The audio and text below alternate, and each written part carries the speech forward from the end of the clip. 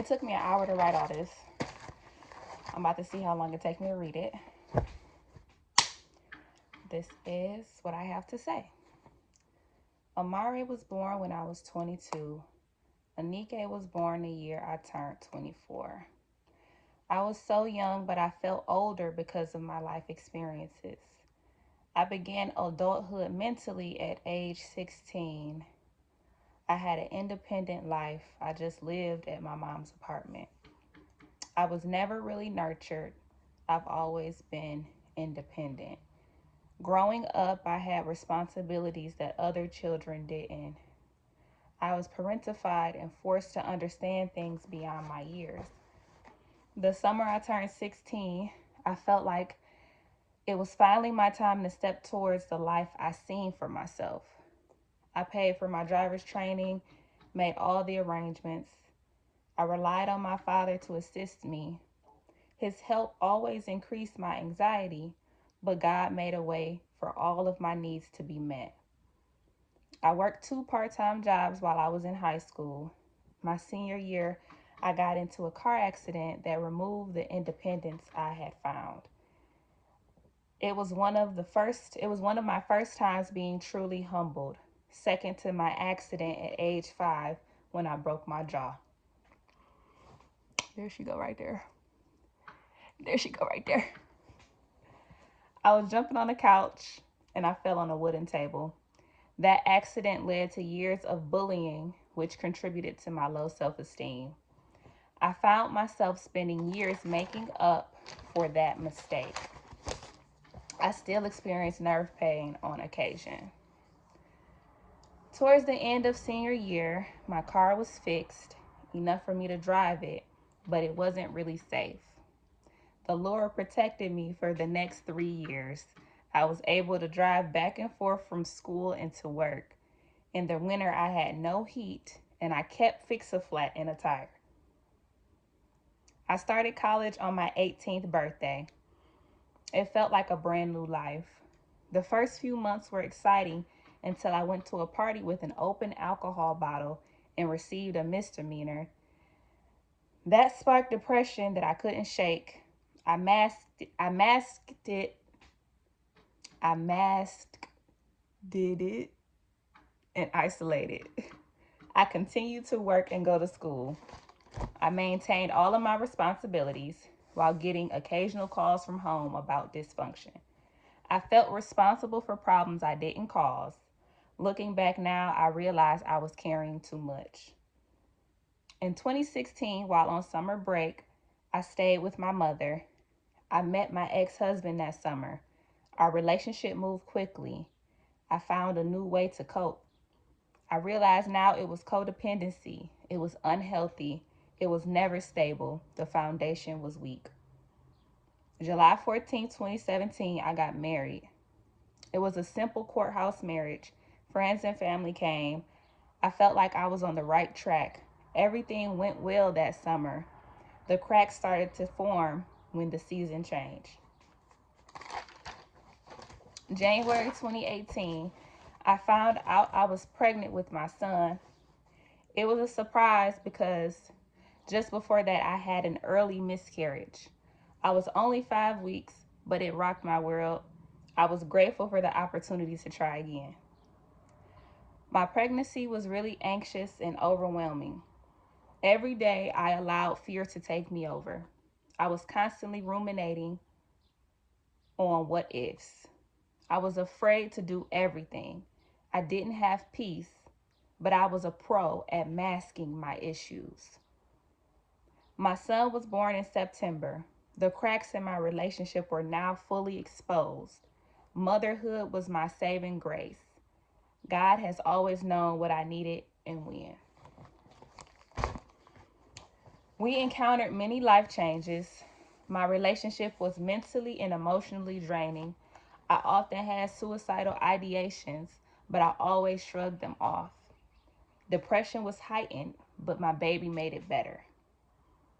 2019, I had to have emergency surgery on my gallbladder. I stopped breastfeeding because of the medication. This occurred shortly after I lost my job that was supporting the whole house. I had no support, but God was right there. I bounced back quickly, and the Lord gave me a fresh wind. I started my business that summer while I worked a dispatching job. I felt like I was walking in purpose. My ex-husband's business venture experienced an upturn, and he received a large check, one large check. Just one. I didn't write that down, but I just had to put a little asterisk on there, okay? It was just one time. Um, okay, back to the story. Okay, this changed the atmosphere in our relationship briefly. On my son's first birthday, I decided I was ready to be a mom again. A few weeks later, I was pregnant with my daughter. Shortly after I found out, the cracks in my marriage reemerged. My entire pregnancy was filled with no love. My ex wasn't excited or attached.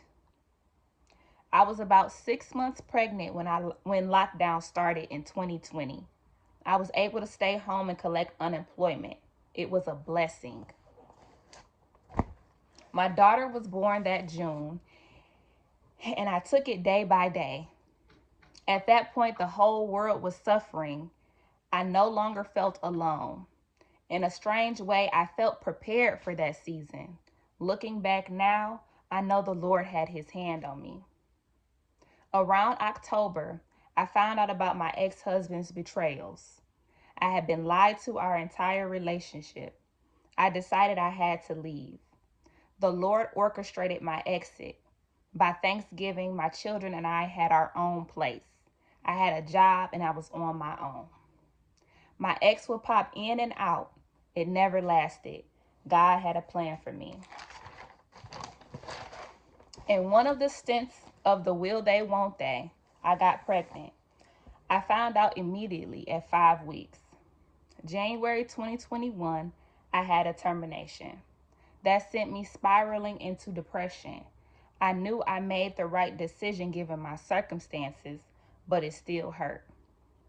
I spent the rest of 2021 coping with pain, sex, partying, drinking, edibles, etc.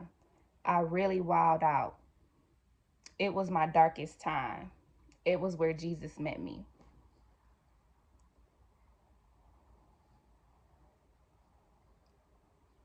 The Lord never let me fall off too bad.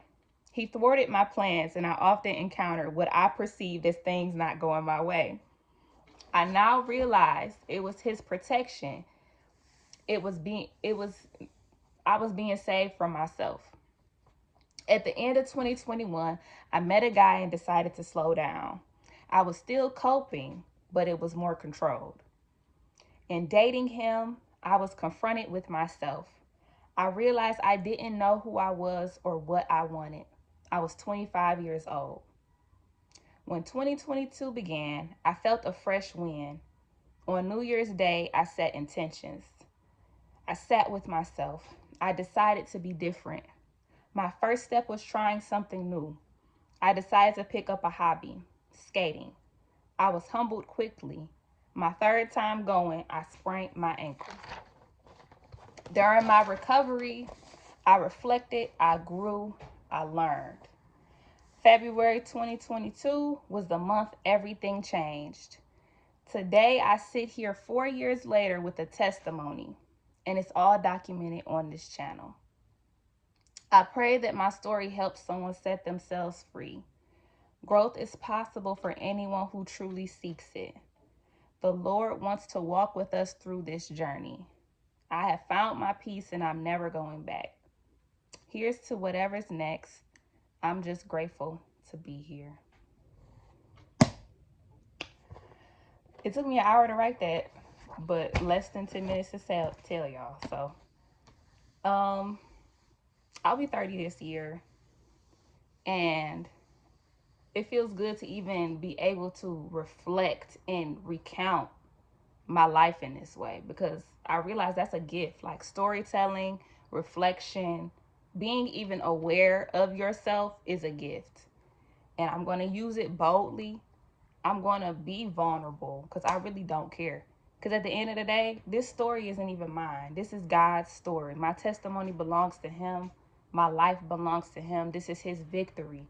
Whatever is coming next is coming straight from the Father himself. And I'm embracing it. I'm walking boldly into it.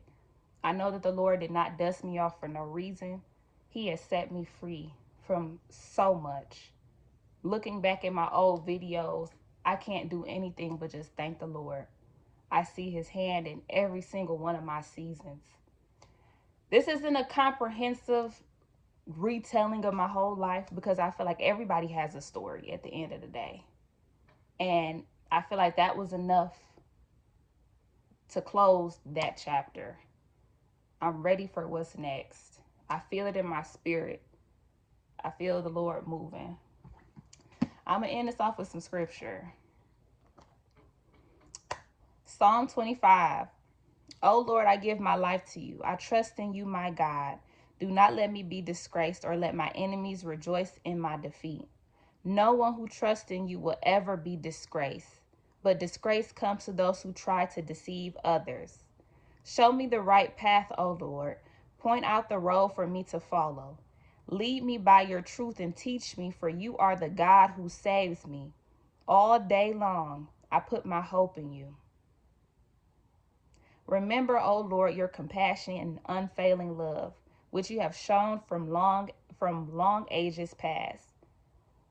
Do not remember the rebellious sins of my youth. Remember me in the light of your unfailing love, for you are merciful, O Lord. The Lord is good and does what is right. He shows the proper path to those who go astray. He leads the humble in doing right, teaching them his way.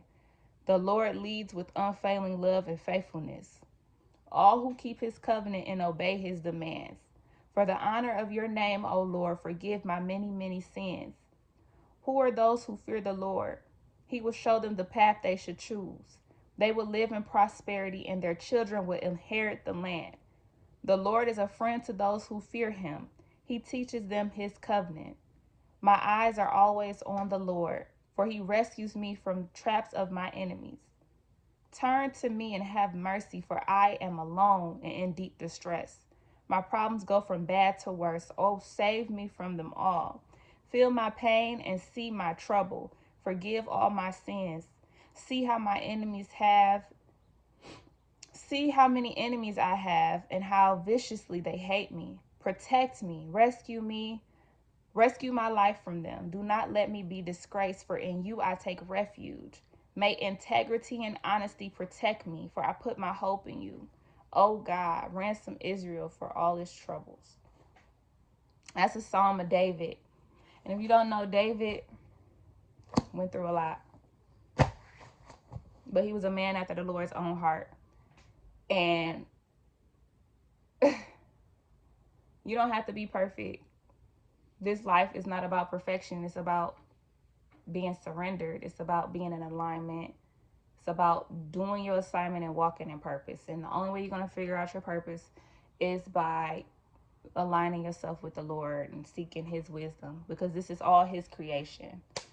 So that's what I've come to understand in these 29 years. And I look forward to what the Lord does with me next. I appreciate you guys for watching. Have a good day.